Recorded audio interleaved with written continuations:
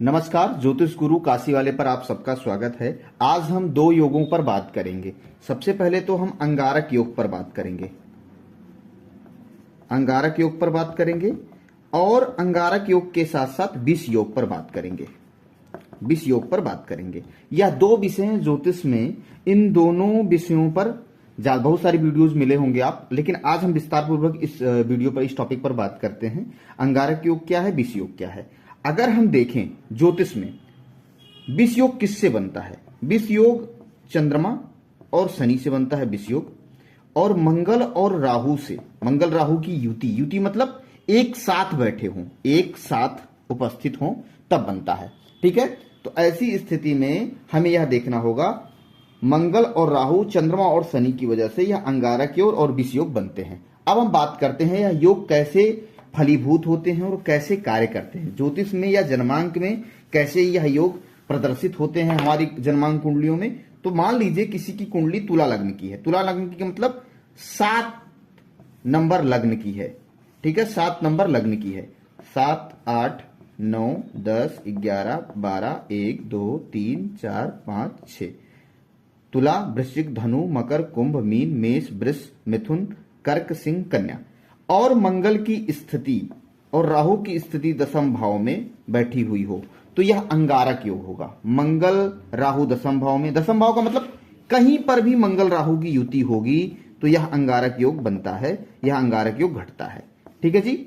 और यह अंगारक योग इस प्रकार से हमारे लिए एग्रेशन का, हमारे लिए अत्यधिक क्रोध के कारण बहुत सारे कार्य में विघ्न और बाधाओं को उत्पन्न करता है। मंगल राहु की युति, ये बात ध्यान रखें, मंगल राहु की युति अंगारक योग मानी जाती है।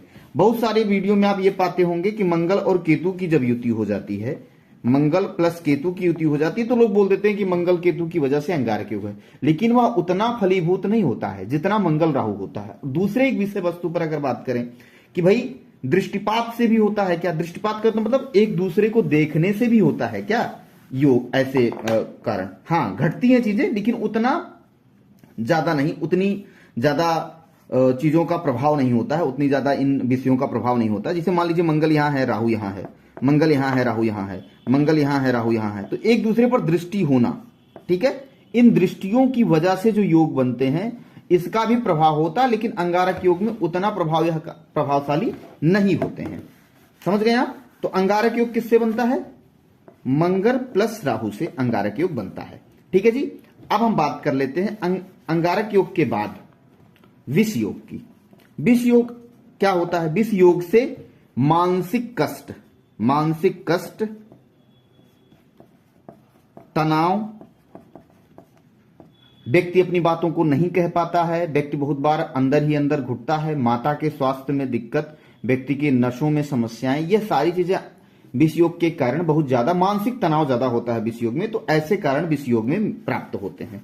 अब विष योग के बारे में हम बात कर लेते हैं कि जैसे विष योग घटता कैसे है। सेम कंडीशन, चंद्रमा और शनि की स्थिति, चंद्रमा और शनि की स्थिति साथ में हो, चंद्र शनि की युति हो। ठीक है, चंद्र शनि की युति हो तो यह अंगारक विष योग घटता है। अब दूसरा बात करते हैं, चंद्रमा या शनि, वही सेम टॉपिक, अंगारक योग एक दूसरे के आमने सामने हो तो क्या घटता है? हाँ बिल्कुल घटता है। तो ऐसी स्थिति आने पर यह स्थितियां घटती हैं। समझ रहे हैं आप लोग? चंद्र शनि की युति से विष योग बनता है। विष योग मानसिक कष्ट, मानसिक तनाव या बाकी स्थितियों में होता है। बहुत सारे लोग बोलते हैं कि हमारे में तो चंद्रमा शनि की युति है लेकिन नहीं चीजें घटी हैं, उस प्रकार से चीजें नहीं होती हैं। तो होता क्या है, या तो अंशों में दूरी होगी, अंशों में दूरी, उसकी वजह से ज्यादा चीजें नहीं घटती हैं। जैसे मान लीजिए चंद्रमा 10 डिग्री का है और शनि जो है 28 या 29 डिग्री का है, तो उतनी चीजें नहीं घटेंगी। अगर मान लीजिए चंद्रमा 1, 2, 3 डिग्री का है और चंद्रमा शनि जो है 29 डिग्री का है, तो भी नहीं घटेंगी चीजें। इस प्रकार से जब दूरी ज्यादा हो जाती है तो चीजों को लेकर के थोड़ा सा डिस्टेंस बनता है, तो उतना प्रभावशाली नहीं होती हैं चीजें। अगर आसपास डिग्री हो, लगभग मान लीजिए 10 डिग्री के आसपास ही हो, मान लीजिए चंद्रमा 10 का है, शनि 20 का है, तो प्रभाव घटेगा।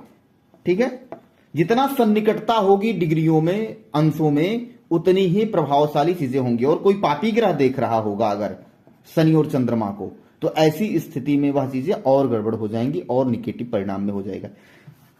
इसके साथ साथ ही अगर हम लोग कहें कि क्या ग्रहण अंगारक योग में भी होता है, बिल्कुल। अंगारक योग में मंगल राहु है अगर साथ में, उस पर शनि की दृष्टि हो जाए, ठीक है, केतु की दृष्टि तो रहती ही रहती है।